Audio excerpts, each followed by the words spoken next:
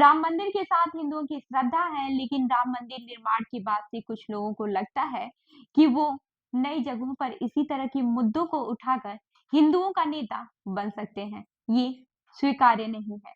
ये बात राष्ट्रीय स्वयंसेवक संघ के प्रमुख मोहन भागवत ने ऐसे समय पर कही है जब देश में मंदिर मस्जिद वाले कई नए अध्याय लिखे जा रहे हैं।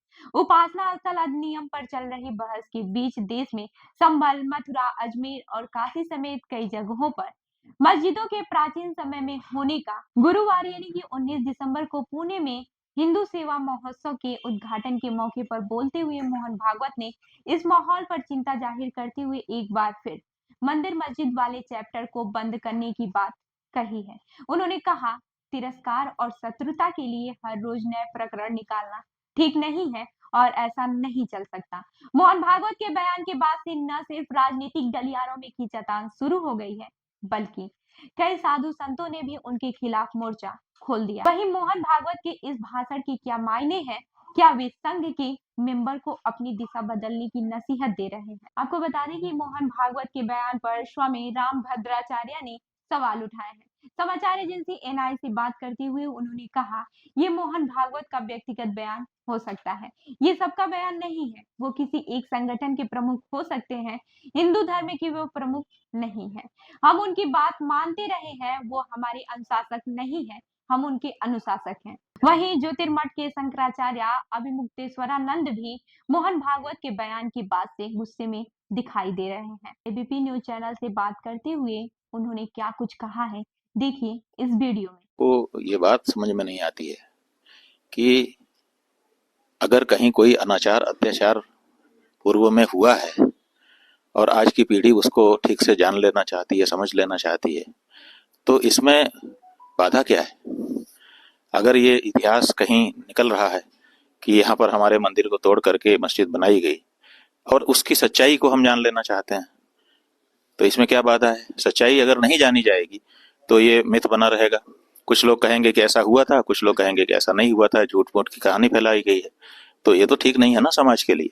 इसलिए समाज में जहां ऐसी समस्याएं हों उसका बैठ करके प्रमाणों के साथ निराकरण कर देना ही समाज के स्वास्थ्य के लिए अच्छा होता है। इसलिए हमारा ये कहना है कि ये जो सुविधा की बात कही जा रही है कि पहले पहले तो इन्हीं लोगों ने बढ़ाया, जो लोग आज ये कह रहे हैं कि हर जगह नहीं खोजना चाहिए, इन्हीं लोगों ने तो बात बढ़ाई और बढ़ा करके सत्ता प्राप्त कर लिया। अब सत्ता में बैठने के बाद कठिनाई हो रही है, तब कह रहे हैं कि ब्रेक लगाओ। माने जब आपको जरूरत हो तब आप एक्सीलरेटर दबा दो गाड़ी का, और जब आपको जरूरत हो तब आप उसके ऊपर, ब्रेक के ऊपर पैर रख करके दबा दो। ये सुविधा की बात हो गई। सुविधा, न्याय जो है, न्याय की जो प्रक्रिया है वो सुविधा नहीं देखती है, वो ये देखती है कि सच्चाई क्या है। तो देश को सच्चाई पता चलना चाहिए। आज हिंदू का लड़का दुखी है कि हमारे साथ अत्याचार हुआ, हमारे मंदिर को तोड़ करके मस्जिद बना दी गई, क्योंकि इस तरह की बातें इतिहास में जगह जगह दिखाई देती हैं। मुसलमान का लड़का भी दुखी है कि हमारे पूर्वजों के ऊपर ऐसा आरोप लगाया जा रहा है, और फिर उसके मन में एक शंका ये भी होती है कहीं हमारे पूर्वज ऐसे ही अत्याचारी तो नहीं थे। तो वो भी दुखी है, हम भी दुखी हैं। तो इसलिए हम चाहते हैं कि जहां जहां के बारे में ऐसी बातें आ रही हैं उसको विचार कर लिया जाए। क्यों नहीं एक अलग से प्राधिकरण बना दिया जाता है जो इन्हीं बातों पर विचार करके और तेजी से विचार करे, जिसके पास जो प्रमाण हो उनको देख करके सच्चाई का पता लगा करके सही कर दे।